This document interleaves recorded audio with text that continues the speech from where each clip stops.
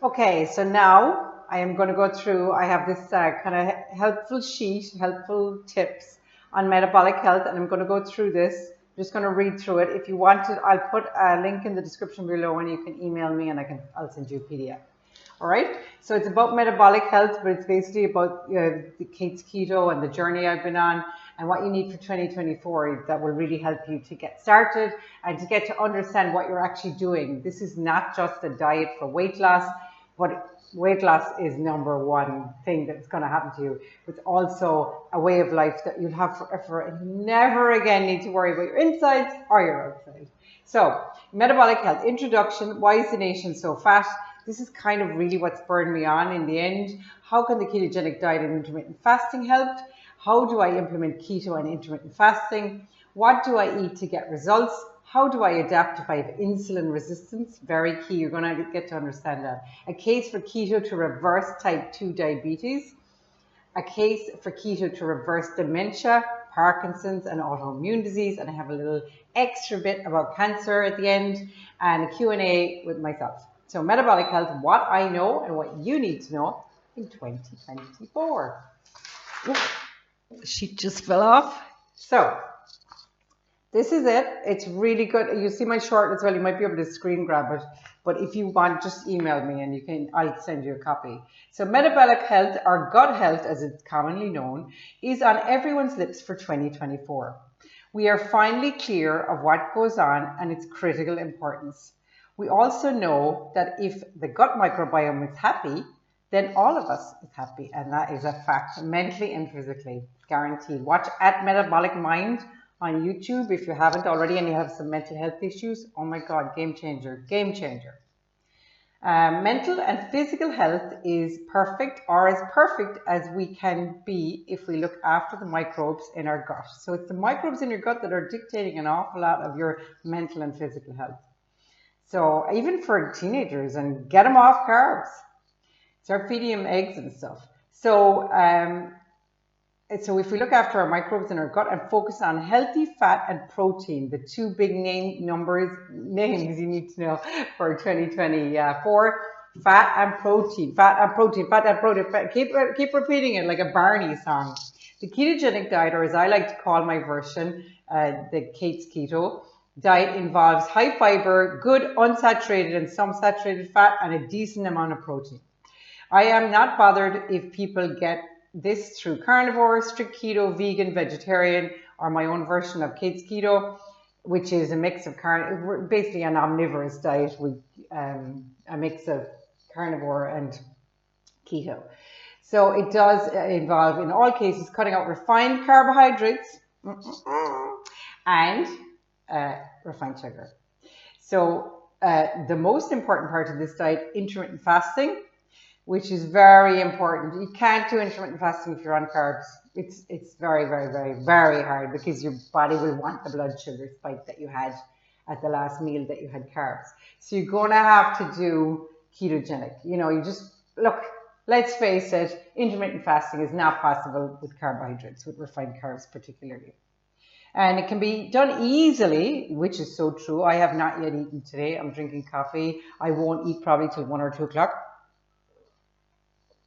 And I feel great. I feel great. In fact, I didn't eat since 2 days ago. When did I last eat? Today is, since Saturday. I didn't eat since Saturday. And I didn't have any carbs since Saturday. But it's kind of happened by accident. Anyway, I have taken a long and winding road to this point in my own metabolic health. I've always been interested in diet, but I suppose it, gets more focused as you get older and you kind of go, oh God, and why? Also, as you diet, as a woman particularly, and probably men as well, like you're dieting and then you're going back. You're dieting and then you go back. It's back to scratch again and you're like, geez, whereas this is a lifestyle. This is not a diet. This is a lifestyle. This is a game. Every organ in my body, I said in my last video, every organ in my body sings to me in the morning. Thank you, thank you, thank you. Hallelujah. Every day. So anyway, I have cycled in and out of different diets and different kind of modes. When I was in college, I might have starved myself for a while. Like we all do that kind of stuff, people make it out to, they want to give it a label, oh, you're anorexic, or you this. That's not really true. There's nothing wrong with you. You're just trying out different things. You're young, you're doing this, that, and the other thing. I mean, I really wish people would stop labeling everything, you know, like we're not boxes in a supermarket. We're like real human beings. So why is the nation so fat? Once I started on my own journey, I started looking, everybody I looked at, I was like, oh, they're insulin resistant. Oh, I was like really mega critical. And I've improved a bit. And luckily I didn't go over and tap anybody in the shoulder and go, hey, you got insulin resistance. So the nation, more than 6 out of 10 people in Ireland are overweight or obese. Half of these people are obese. This is the HSE 2023 statistics. And that's probably not including everybody. I mean, well, a good few of us are kind of chunky around the middle. The overweight, including myself in early 2023, are at risk of inflammation. This is something that you've probably never heard of.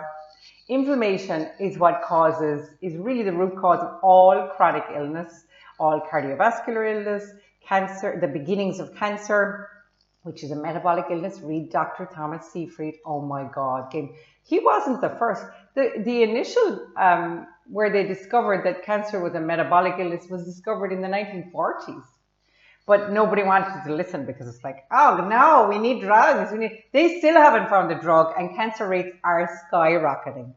Cancer rates are now skyrocketing amongst the under 30s, which was never seen before, because the under 30s are suffering from metabolic illness at a much earlier age because they're eating carbs on a regular basis, spiking their insulin from a very young age. Whereas, you know, people maybe before were kind of half starving when they were younger, and then they started eating more crap when they were older because it wasn't available. Whereas the under 30s, they've had it available their whole lives. So they're now getting these cancers, getting these shitty illnesses, getting these chronic illnesses like Crohn's that were never seen before because they're not eating any fiber. Get a bit of fiber. If you're not going to eat fiber, eat carnivore. And then you'll still look after your lower intestine. Your lower intestine is so critical to your health, mental and physical. It's game changing. The reason I started doing these videos is to bring people to the promised land like I've arrived at. Because it's like, what's the secret about it? Tell us. But the whole of society and our food pyramid is against it. But you still have to be in control of your own self. Too many people are letting I'm not saying that there's anything wrong with what the government guidelines are saying.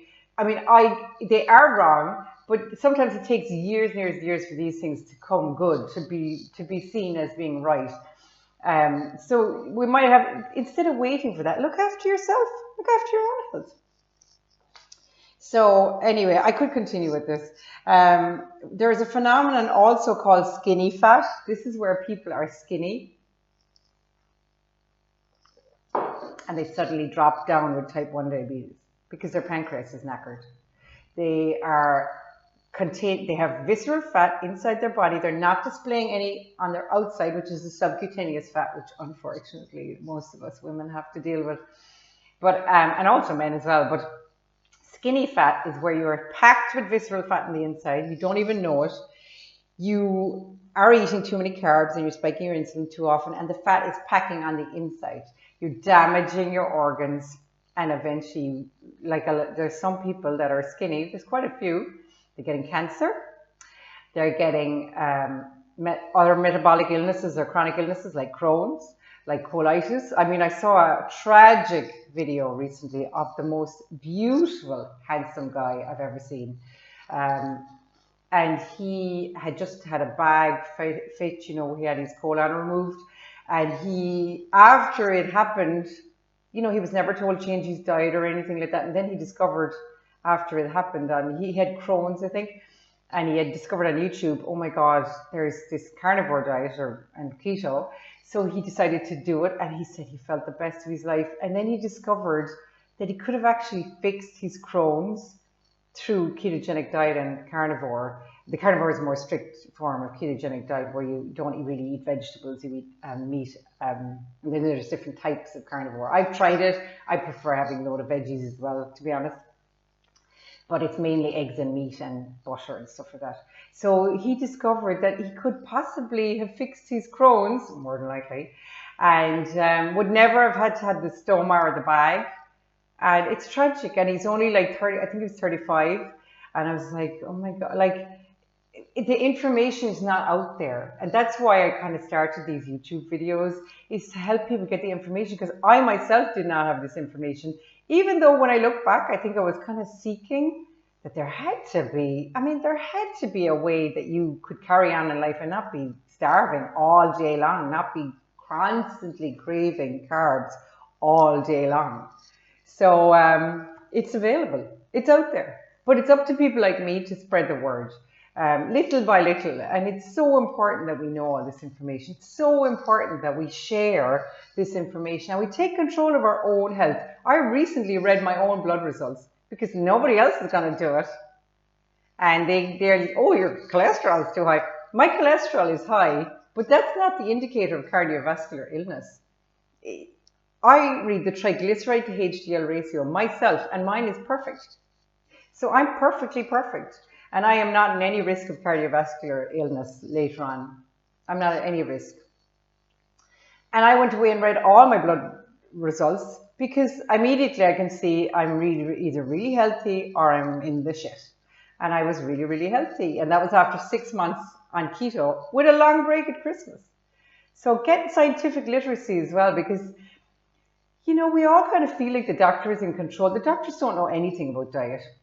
They don't really give a crap. A lot of the doctors I see are overweight. One of the big things a few years ago was I was in the hospital and I saw the nurses, 99% of the nurses were not just fat, obese. And they were like giving dietary advice to people. There was 2 very slender nurses, and they were very efficient, lovely people. I'm not saying the others weren't lovely, but they were a bit cranky now, and very fat. I was like, and then I started looking at the HSC, and I was like, there's an awful lot of overweight people. You know, they should bring that into their health and safety. I recently did a health and safety course, and in their occupational health section, they should definitely cover that area. I don't think there should be anything about this personal. It's personally unhealthy to be at work and be a mega slob, you know, be a big, it's not their fault. They're addicted to carbs, and we're told to eat a lot of carbs. It's not their fault. The thing is education. We need to educate in this area, and we need to start taking control of our own life and own diet and own mental and physical health. So there's a phenomenon called skinny fat, where people can be skinny but consume high quantities of fructose. This is in fruit. I never eat fruit except at Christmas and stuff. Refined sugars such as energy drinks or refined carbs, and still be metabolically unhealthy. These people are hiding the problem in their liver, in this form of liver fat, which is very, very dangerous.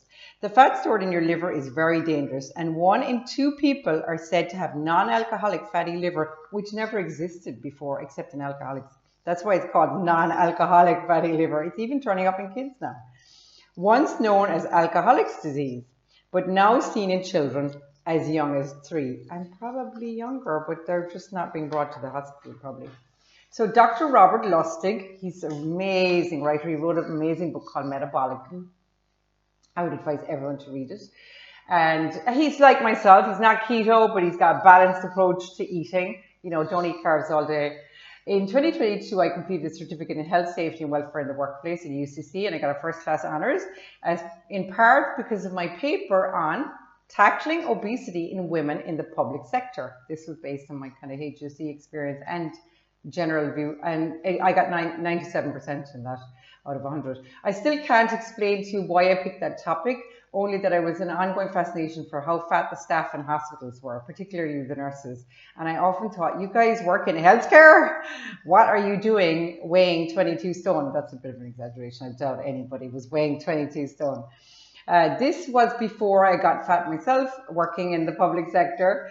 I used to think that I could not escape either, and I was destined to be fat. And not only that, but I would never have to have any real control over this crippling, depressing, restrictive diets every few years.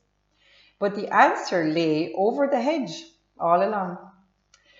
And I never knew until May 2023. Well, I actually discovered in March 2023, but I didn't do anything about it until the 8th of May 2023. Keto, fat, protein, fiber, polyphenols. It's all like arriving at the promised land. And little did I know that the promised land, I thought I'd arrived back then when I started and I was feeling great. The promised land has gotten better and better. And I'm wondering why no one ever told me, and why did others have this secret, but it is out there everywhere once I looked. Yeah, there is a growing number of people that are starting to read their own blood results, get a handle on their mental and physical health, and start to realize, hey, the promised land. But it is out there everywhere once I looked. Only there is cynicism and doubt. Yeah, and you're always going to get that about everything. And shouts of pseudoscience are constantly yelled at it. But it's just a diet of proper food. That's all it is. When I went to get my bloods done, and the nurse was like, why are you getting your bloods done? Because the doctor hadn't ordered them. And I said, I started the ketogenic diet 6 months ago, and I want to see what I'm like on the inside. And she was like, oh, the keto diet, like as if it was some like poisonous chalice. And she said, is that hard? Is that what? And I said, it's just meat and eggs and lettuce, basically. She couldn't believe it, because people have inflated the ketogenic diet to be this awkward, difficult. Like I don't even know. I watch some of the keto people, and I don't know why they're making all these, these difficult recipes. You got to get out bowls, and I just put the broccoli in the pan, put the onions and the garlic and the polyphenols, which are the broccoli, the spices, the herbs. I shove them all in the pan. I throw in 5 eggs, literally dropped in. I put it under the grill. I lob a load of cheese on it. I love cheese. I lob a load of cheese on it, and then I get out some sauerkraut and I eat it out of the pan. Why are people overcomplicating things? This morning, I cooked 6 eggs for lunch, which I don't know if I'm going to have yet. So I literally dropped them in the pan. I put in mushrooms, onions, herbs, spices, whatever, into the one pan, and then I put them in a lunchbox. Easy. I make chili. I make this stroganoff with mince. It's so good. It's made of cream. So good. So watch my short on it. It's so good. I eat a massive bowl of that. I make like 600 grams of mince in it, and lots of veggies chopped up really small. And literally, it takes probably 20 or 30 minutes. I'm the laziest cook ever. Honestly. And that's it. It's in the bowl. I don't have to make any fancy flatbreads or anything, any ketogenic bread, any carnivore, this, that, and the other thing. I just literally, that's what I do. I cook the mince. Now, I do want it to be tasty. Some of them eat plain mince, but I don't really want to do that. So, and that's it. That's the dinner. It's lovely. Just gobble it down and eat more of it. Don't hold back. Eat more of it. The more fat and protein you eat, the more weight you lose, ironically. And I thought it was going to be really expensive. And at the beginning I did because I was buying expensive cuts of meat. After a while you get kind of good at it, and now it's really cheap. Even the chicken frankfurters are keto friendly from Lidl, and they're really cheap. So you can have, I just cut them up and stir fry them in with onions and garlic and whatever, and there's no problem. So it's actually cheap. So honestly, people overcomplicate everything, and then it has to be, you got to make all these fancy ketos. I don't know why people just can't eat eggs all day. Like, just eat eggs and lettuce. If that's all you got, if that's all the money you have. I mean, I've even said to my lads, I hope they go to college, but I don't think so at the moment. But if you're stuck, buy a 6-pack of eggs, boil them, and eat them. Your meal is cooked. Like, don't overcomplicate everything. We don't need to be doing all this overcomplicated stuff. My only 2 meals today is this coffee, fresh ground coffee with heavy cream. Okay, let me get on with this video. It's going to be like 10 hours long. So how can the ketogenic diet and intermittent fasting help? The ketogenic diet is a low carbohydrate diet. That sets panic. That sets panic in the soul. Low carbohydrate. is a low carbohydrate diet. The strict ketogenic diet tends to follow a simple three-way rule of 70% fat. It doesn't really work out like that. 20% protein and 10% carbohydrates. And the carbohydrates I eat are only from cruciferous vegetables. I'm very strict about that. I do put a little bit of carrot into my mince dishes just for a bit of color and to make it a bit more enticing, you know, because you do get a tiny little hit from the carbs, not for myself, but for everybody else. I do eat the carrots too. I put celery, all that kind of crap into it. But that's where I get I eat rocket salad, which is also called arugula. I eat broccoli, cauliflower. Funny, I don't buy cauliflower that often. I eat cabbage, Brussels sprouts, yum, yum, yum. I even buy them frozen, perfect. And I do put celery into things and onions, garlic. I occasionally have tomatoes. I don't eat them that often, but I eat them sometimes. So 70% fat, 20% protein, and 10% carbohydrates. The ketogenic diet can be achieved as a vegan, vegetarian, omnivore, and carnivore. The best way, I think, is omnivore, which is vegetables and meat. I personally prefer the omnivore version with a leaning towards vegetarian. I don't eat loads and loads of meat, but I love meat too, as I'm not a lover of meat all the time, and I'm quite happy eating lettuce, cheese, and nuts. I'm a bit lazy in terms of cooking, to be fair. So I eat lots of raw stuff out of the bag. So to improve your metabolic health, the keto and intermittent fasting can help you to get your insides clean. Like when you want to lose weight, you don't give a shit about your insides. Let's face it. You don't give a shit about what's in your arteries. You just want to get the fat off. But the first thing you got to do when you're obese or you're over fat or you're a little bit fat, the first thing you got to do is get rid of the fat in the inside. So you're not going to see the results for a little while. And then the subcutaneous fat, which is the outside fat, which is actually not as dangerous, will start to go. But the first fat to go will be, number one, the liver fat will go first. Brilliant. That's what you want to do. You'll start to feel amazing.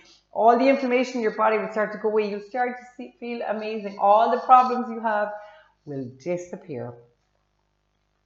So weight loss will be achieved immediately on the ketogenic diet. That's a fact. And with intermittent fasting. So intermittent fasting at the beginning, start with 12 hours maybe, and that's from your last meal to your next meal.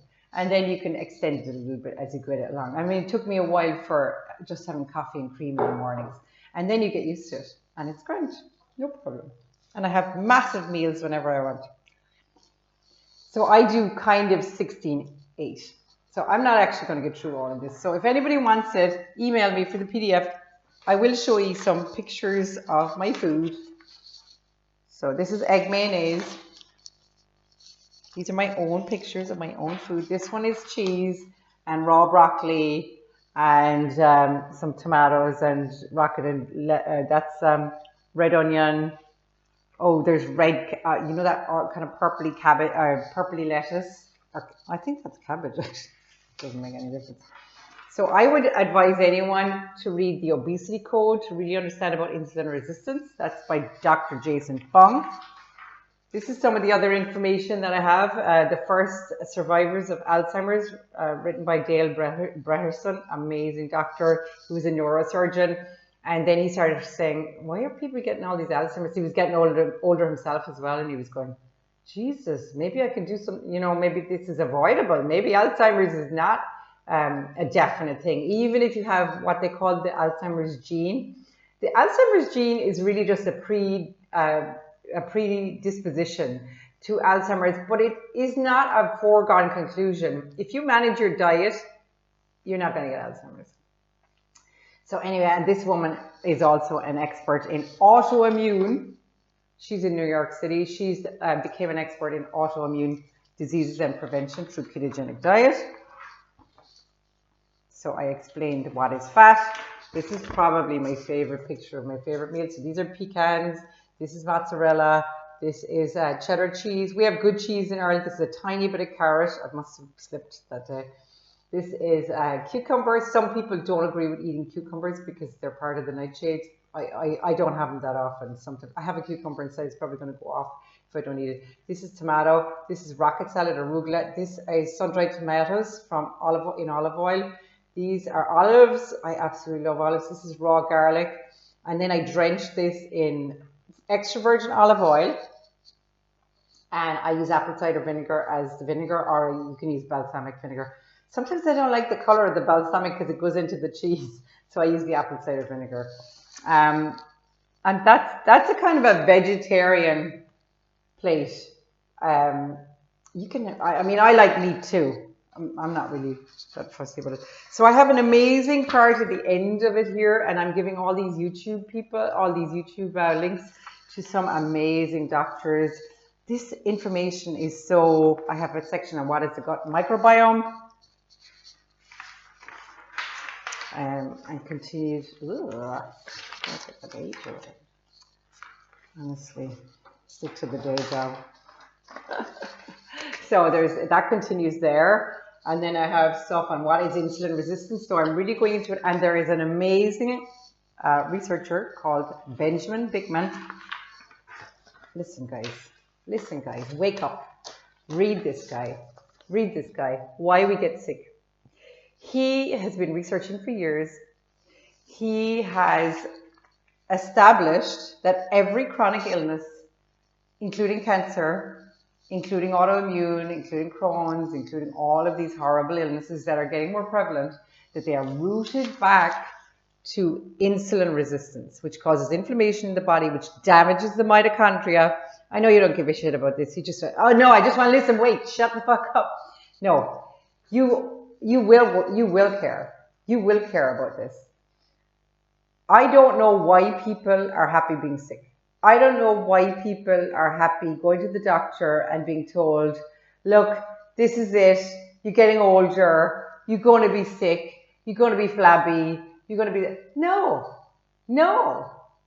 Even if you have fun times, you have some drinks, whatever, you still don't have to be miserable and have this a future of kind of illness, any kind of illness, or dementia or whatever, that these things are foregone conclusions. They're not. It starts years earlier. So it's now you got to look after mitochondria. You can still have great crack. I am a person who believes in great crack. I have lots of crack. I love crack. Crack, not that kind of crack. C-R-A-I-C, the Irish crack. See, I'm wearing the green. Like a leprechaun.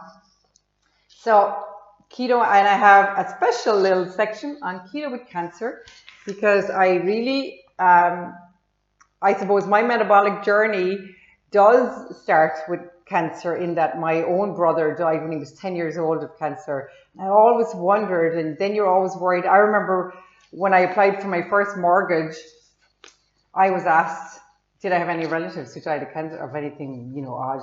So I had to put on that my brother died of cancer. And then I was seen as a liability with the insurance because it was seen as a genetic illness. It's not a genetic illness. It's not a genetic illness. It's a metabolic illness.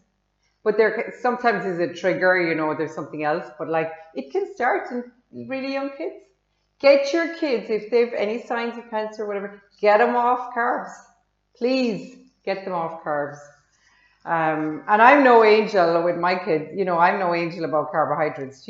We're following the food pyramid like everybody else, but there is a whole new world out there. It is the promised land. I want you to reach the promised land as well. There is no point. Don't let other people who appear to be academic and intellectual and, we studied in medical school. They don't know more than you. They don't know more than you. In fact, you may know more than them. But we're almost taught to believe that we don't understand these things, and we're not supposed to, and we're being kept in the dark. Like, even my own mother said to me, she said, how did the doctor, was the doctor not upset that you asked for your own blood results? And I was like, no, I'm entitled to get my blood results. And she was like, but was the doctor not mad that you read your own blood results? And I was like, oh yeah, I'm sure if she found out, she'd be like, oh, you don't understand what you're reading. I probably understand even more than you do, because I went away and deeply researched each line so that I would understand what it meant. You have to trust yourself, and trust when you do, you are influencing the people around you to also, a rising tide lifts all boats. Be the rising tide in your own boat I am the rising tide. Nobody else is going to care. I am the rising tide of my own boat, and I want to stay up on top. Ooh. Anyway, so better go otherwise. But if you want, I'm at happinesshealthholisticschool@gmail.com. I'll put it in the link below, and I will send you the PDF of, if you want to read it. It's very helpful. It's a great way to get started. Sometimes you have to get the information first, and then after a while you'll be like, Jesus, maybe I should go back to that. That's what happened to me. But oh my God, game changer. Your life will never be the same in a good way. So bye, have a nice day.